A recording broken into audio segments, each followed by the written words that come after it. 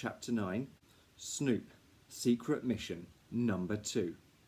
Billy says I must write this all down before I forget it, and definitely before I eat my dinner, although I don't think I will ever forget what happened to us less than 25 minutes ago. These are the notes from the mission we undertook earlier. After school, I told Billy I knew where Pearl was, or more that I had a sort of hunch thanks to what Mimi told me at school earlier. Billy asked what a hunch was. I said it didn't matter, but we needed to find a local paper to see the ads. The recycling bins at 4:01 p.m. I found a copy of the local newspaper, the Eden Echo. On page 13, underneath an ad for Charlie Chicken's Takeaway, there was an ad for Pearl's painting classes. The mobile number was correct. We had found her. Billy said, "This is the best day ever." There were 3 venues to choose from: the Scouts Hall in Honeydale Hills on Sundays, the Civic Centre in Tower Point on Mondays and Tuesdays, and St Bartholomew's Church Hall in Eden on Wednesdays and Thursdays. At 4:08 p.m, I looked up St Bartholomew's on Google Maps. It was only a short walk from our flat.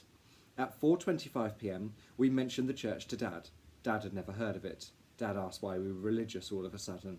Then he said we could try the bread wafers, but not the wine. We deduced from this that Dad knew nothing about Pearl's painting classes. Plan to get out of the house to visit St Bartholomew's. We came up with nothing for ages. Then at 4:45 p.m, Billy said something so utterly stupid it was utterly genius. Dad actually lost the power of speech for a moment when he heard it, which was a bonus. Billy said we were going to walk his pet snail Brian. When Dad finally regained the use of his voice, he began to protest, but Billy said he'd left behind all his other friends when we moved, and Brian was all he'd got. Dad gave up and said he'd get chips for dinner. Billy said, "Can Brian have a battered sausage?" Dad said he could. Outside the flat, Billy insisted on actually taking Brian for a walk. For the record, after 5 minutes I made the sound of a ringing phone and said, "Hello, Hollywood. My brother Billy has a story that you could make into an action movie. It's about a snail. All the action takes place 5 hours after you've left the cinema." Then I told Billy I wasn't waiting around for Brian any longer. Billy pulled a face and told Brian to cover his ears so we couldn't hear what his horrible brother was saying. Whether Brian did, I'm not sure. I didn't know where his ears were, or his hand for that matter. At 5:13 p.m, we found St Bartholomew's, and Billy stared at a small poster outside that said that Pearl's painting classes, starting at 4:30 p.m, all welcome. We entered the premises. Description of the premises. The hallway was narrow and had a large notice board with lots of leaflets for flower arranging and toddler groups pinned to it. There was a small woven cross high on the white wall and a basket of pink carnations. Billy poked around in these for ages. Off the hallway there were 6 wooden doors. The first led to the kitchen, and the second had a sign saying it was a toilet, but it seemed to be locked because I tried the handle. The third room was a small office with no one in there. I could hear a radio playing somewhere behind one of the other doors. The toilet door suddenly opened before we could investigate. Billy grabbed my arm. I think he was scared. He says he wasn't, but I'm reporting it anyway. A man wearing a loose dressing gown walked out. Colour, beige. The dressing gown, not the man. The front of it fell open as he was trying to tie the cord around the waist. He was naked underneath. I think he gave us a smile, although my eyes were somewhere else, so I can't be sure. He opened one of the other doors and disappeared through it. Billy said, "Brian doesn't want a batter sausage anymore." Then he said the man must be very cold. I could neither confirm nor deny this. At 5:17 p.m, I peered through the glass window into the room where the man had gone. Billy stood on my toes to get a better look too. The room had 5 easels holding canvases. In my line of vision, Pearl, talking to a group of people. We had found her. We were in Pearl's world again. Mission complete. Billy made a little squeak of joy. I made a little squeak too, because it felt like Billy was breaking my metatarsals, foot bones. Billy said it was Pearl. For the record, I already knew that. Naked Man was lying on a sofa, like one of those fancy sphinx cats with lots of hairless wrinkles. It made my stomach curl, like a fortune-telling fish from a Christmas cracker.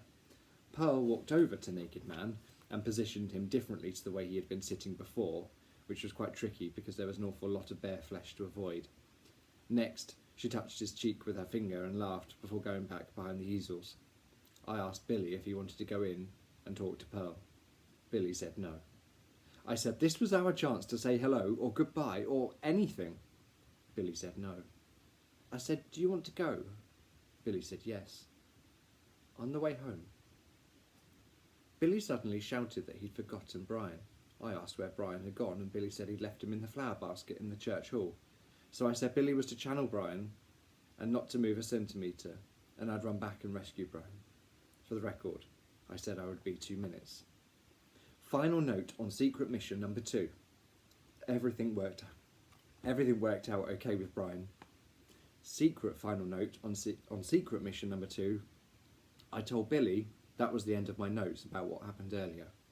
I said there wasn't much else to report. I lied. What really happened afterwards. When I reached the church hall to rescue Brian, everyone was coming out, so I waited. Then Pearl and Naked Man came out, together. I hardly recognised him with his clothes on. When they glanced my way, I had to throw myself into someone's garden. I got hedgy. My underpants caught in the hedge, and they were pulled up to my armpits. I landed beside a gnome with a fishing rod. Every few seconds I checked what Pearl and Naked Man were doing. They were talking. My mobile went off. Now they were not talking, they were looking in my direction. Quickly, I turned my phone off, slipped it into the gnome's hand, and crawled commando style along the garden until I was hidden behind a bin. Come here, Pearl called to Naked Man. I watched as she leaned over the hedge and stared at the gnome. That gnome has a phone. Who would do something as crazy as that? She said. I was trying not to breathe, but then I did it anyway because I like breathing. Maybe he's got it, so we can phone gnome, Naked Man replied. He opened his mouth wide as he laughed. I think I counted about 6 fillings. Anyway, having seen him naked, he's not got much to laugh about. Pearl said she could swear the gnome got a phone call. Naked Man tugged Pearl's coat. It was the pink coat I bought her from a boutique in the precinct near our old house. Naked Man said he wanted to go back to Pearl's for some quality streets. I wanted to go back to Pearl's for some quality streets too. Then I realised he hadn't said quality street at all. He'd said quality time. Then I realised I didn't know where Pearl's place was, and quality time was in no way as good as having a chocolate cream triangle. Naked Man kissed Pearl. I smacked her right on the lips. It is not right to kiss people you work with like that. Okay, on the cheeks, yes. Maybe even both cheeks if you're French, or if you can't decide which cheek you want to go with. I deduced there and then that Pearl and Naked Man are a couple, and she couldn't have moved on from Dad faster if she was on a moving travelator. Pearl and Naked Man jumped in a car and zoomed away. Fiat Panda, white, splattered with seagull droppings. I prized my mobile from the cold, hard hands of the gnome, climbed back over the hedge, entered the church premises, and rummaged through the carnations. Brian was gone. The slippery little slime ball had seen his chance and raced off as fast as his rubbery suckers would carry him. I always knew Brian was putting on that slow thing. I was cursing, under my breath. I was in a church hall after all. I was scared to tell Billy that Brian number 2 was lost. I found Brian, Billy said to me when I reached him. I said Billy hadn't even put Brian in the basket, had he? Billy said he had, but guess what? I didn't want to guess. Billy then said he was just sitting on the wall waiting for me. When he turned around and looked in the mud and saw Brian. He must have followed me, said Billy. Must have followed you, I grunted, slapping my forehead so hard I nearly knocked myself out. Note to myself, I must not slap myself again. It hurts. Billy carried Brian number 3 carefully in his hand as we walked home. People who have mummies. Billy stopped and stared up at me, looking lost. I want to be normal like them, Beckett. You are normal, Billy. Not everyone has a mummy, you know. But everyone would like one, replied Billy. Chapter 10. There's no way Pearl is coming back to us if she has Naked Man. This has thrown Snoop into a mess. I stare up at a stain on our bedroom ceiling. It is shaped like the world. If the UK was missing... Oh, and the United States and Australia. Basically, it's nothing like the world. Closing my eyes, I tell myself that from this point on, I'm only making paper cranes to get my wish to say goodbye to Mum. Because there's no point in wishing to find Pearl, because we've already done that. I haven't told Billy that Naked Man is Pearl's boyfriend, although it seems like he already guessed. He didn't eat his chips when we got back, and Brian didn't eat the battered sausage. I ate everything instead, and now my belly aches big time. I curl up into a tiny ball, clutching my stomach. This isn't how it was supposed to go. By now, we were supposed to have Pearl back, ready to visit the poop garden as soon as it's done. Now everything in my entire life is poop, and it's nothing to do with project observations of plants. At 5:43 the next morning, Billy appears in front of me like a ghost. He tugs my duvet and says he's had another nightmare.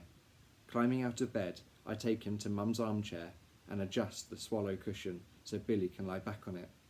"Sit here," I whisper, and I bring my duvet over and sit down and wrap it around us two.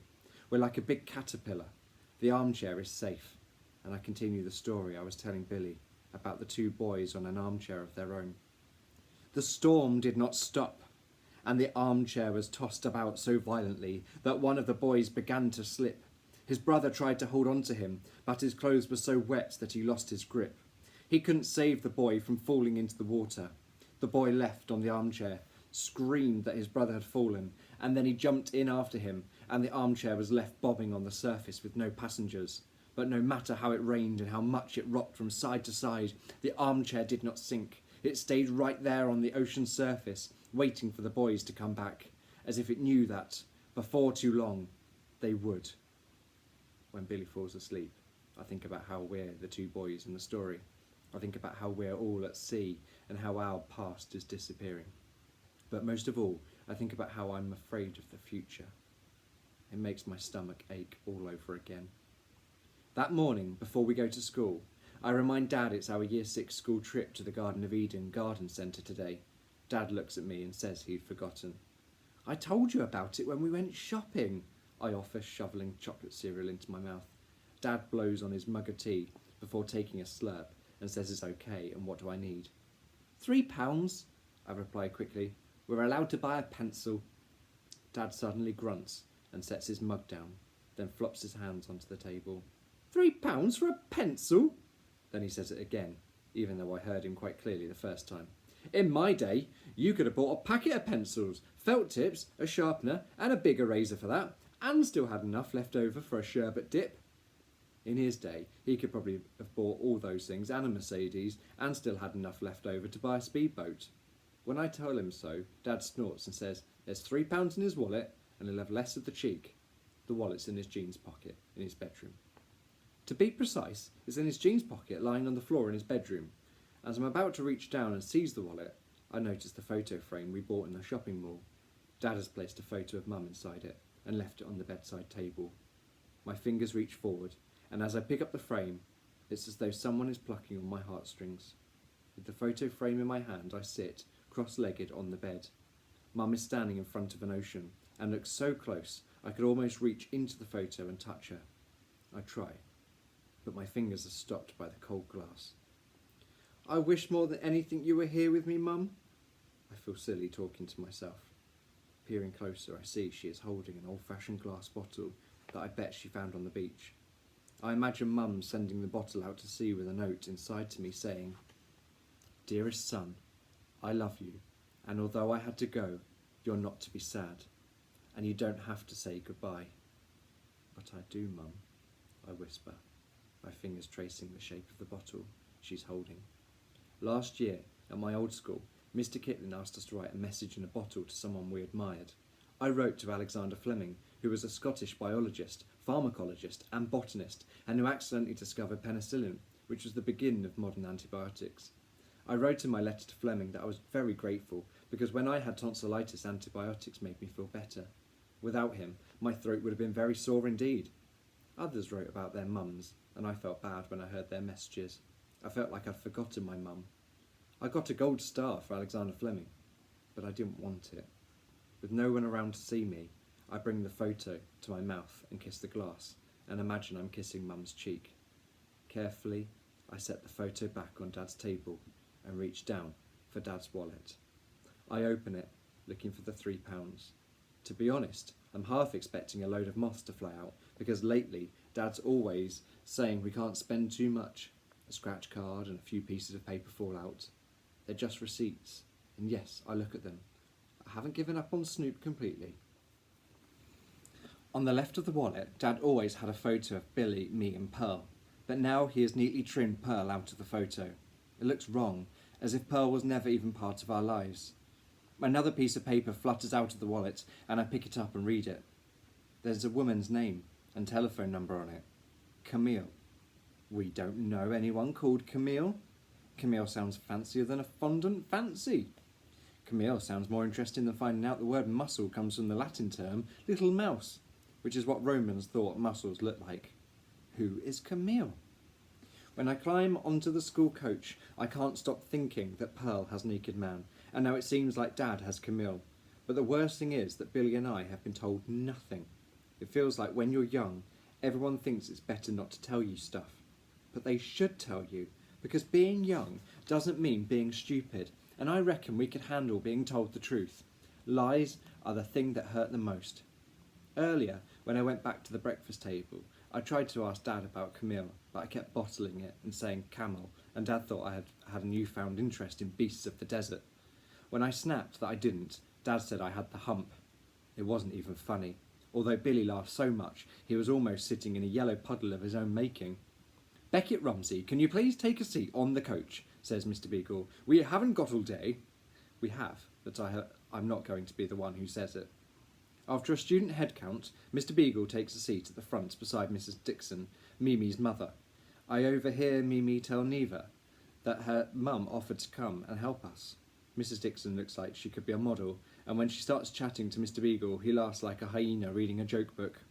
A small missile of saliva lands on Mrs. Dixon's shoulder, and she looks horrified. He shuts up pretty quickly after that, and signals to Sam Swiss, the school's groundsman doubling as a driver, to get going. Everyone cheers. It's 9:30 and we're on our way. At 9:32, it is obvious that we're moving at the speed of a tortoise. Sam Swiss is muttering under his breath that the speed limit round here is 30, and you should never reach that point because then you might slip up and go 31 miles per hour, and then you'd be breaking the law, and you cannot break the law in front of children. Well, let me tell him, speed limits never bothered Ibiza Nana, because once when she found out there was a half-price sale at a favourite clothes shop, she strapped me into the car and we took off like a rocket. Half an hour later, when we've travelled the 1 mile to the Garden of Eden Garden Centre, a man with a goatee beard shaped like a goat welcomes us off the bus and says, "I thought you'd be here ages ago. Where did you come from? The Arctic?" Mrs. Dixon looks at him like he's something on the bottom of her shoe, and he quickly smiles and says, "Welcome to the Garden of Eden, where you will find a paradise of plants." He sniffs. I secretly diagnose hay fever, and takes us into a section where there are loads of small trees in pots and tiny tubs of star-shaped flowers in every colour of the rainbow. Goatee Guy tells us we can look around. I look around. It takes 30 seconds. Yep, I'm done looking around. Half the class do the same. They've already skived off and gone to the gift shop to buy their pencils. "Out of the shop, everyone!" shouts Mr. Beagle, his face mottled like corned beef. "Plants first, pencils second, unless you're already in the queue, and then you might as well pay." I'm next at the till and quickly buy myself one of the Garden of Eden pencils, and I have enough money left over for a small notebook with a picture of frog spawn on the front, which looks like a dessert Ibiza Nana once made called tapioca, and I refuse to eat it because I didn't eat tadpoles. When Mr. Beagle drags us all out of the shop, he plonks us in front of Goatee Guy again, who shows us a few plants called annuals with a wave of his hand. Dante Moffat says he thought annuals were books no one wanted at Christmas. "They live fast and die young," mutters Knuckles under his breath. I glanced over at him and he flicks his eyes away. What's his problem? "I want butterflies in my garden design," announces Neva, pulling up her blazer sleeve and showing me a drawing of a butterfly she's done on her arm. "Butterflies are so boring." Mimi's eyeballs do a 360 and she smooths down her school jumper. Mrs. Dixon glances over at Mimi and smiles, and Mimi smiles back and gives her mother a microwave with her fingers. Goatee Guy tries to hush everyone by saying he's very grateful for all this interest in plants. He says we're going to have to choose outdoor plants, and some need certain types of soil. Knuckles is suddenly spouting on about acid and alkaline. Goatee Guy is clearly delighted and nodding his head. I nudge Knuckles and ask how he knows all this acid and alkaline stuff, and his face falls faster than a yo-yo on the way down. "Stop talking about my dad," hisses Knuckles, glaring at me. "I told you, he's gone." Thing is, I wasn't even talking about his dad. Mr. Beagle, getting fed up with all the talking and shuffling about, says we all need to give our mouths a rest because there's too much chatting and time wasting. Instead, we need to go and write notes about what plants we'd like to include in our garden design, and who knows, if we come up with some good ideas, we might win. Mrs. Dixon is off like a whippet looking at plants. Anyone would think she was designing the garden. Knuckles hurries off on his own, and he's checking the leaves of the plants and writing a little list. Goatee Guy looks impressed and is nodding his head in appreciation. Well, not to be outdone, I start checking leaves and writing a little list too. It's a mistake to check the cacti this way though. "Ooh, get you writing notes," says Mimi, leaning over me, her plait dangling over my shoulder. I do a little shimmy to free myself, and then I put my hand over my notebook because I don't want her copying me. Mimi says she couldn't care less what I'm writing. "Did you ask your mum about that mix-up? Because you said it was a mix-up, even though it sounds like your mum is the one who's mixed up." There's a mean glint in her eyes. "It wasn't my mum," I mutter. "It was my dad's girlfriend, Pearl." "Weird," says Mimi, clearly delighted that she's discovered a bit of gossip. "Quiet, everyone, and gather round," says Mr. Beagle, splitting Mimi and me up. "This is a special project we're doing here, and it needs 100% commitment. It's not an excuse to dodge class and chat. This is going to be the best project the school has ever undertaken." "Better than the project we did on the Romans," shouts Dante Moffat. "Okay, maybe the garden can't quite compete with the Romans, but it's still very important. We're going to learn so much from it." Dante Moffat opens his mouth, but Mr. Beagle gets there first. "No, we're not going to learn more from it than we learned from the Romans. Can we please forget about the Romans for a moment? This is entirely different. What ideas can you get from the garden centre, and what can you bring to the garden design?" "I can bring worms," says Dante Moffat. "We don't need anyone to bring worms," replies Mr. Beagle. "The worms will bring themselves." "Okay, I'll bring chocolate," adds Dante Moffat. "My mum says gardens are for sitting in with a cup of tea and a chocolate bar. So if we're bringing something to the garden, I'll bring that." "Right. We need to get away from the Romans and the chocolate bars," says Mr. Beagle. "This is about things growing. Let's remember that." While all this is going on, Knuckles is still scribbling in his notebook, and as I glance over his shoulder, I can see what he's doing. He's drawing a little tree covered in apples, and beside it, he's written "Dad" in bubble letters. Unable to resist, I ask, "You said your dad was gone. Has he gone to a better place?" I remember how Ibetha Nana always used to say Mum had gone to a better place, when what she really meant was that my mum was dead. Once, when I was little, I said I wanted to go to the better place to be with Mum, and Ibetha Nana said I couldn't. I was furious. Why were they stopping me going to a better place? Knuckles glares at me and tightens his jaw and says his dad hasn't gone to a better place. In fact, he's gone to the worst place in the universe, and if I'm mocking him, I'm going to get a knuckle sandwich. I say I don't want a knuckle sandwich, thank you, because I've already got a fish paste sandwich in my bag. As I walk away to look at the herbs, I know I've said something stupid, but I have no idea what it was.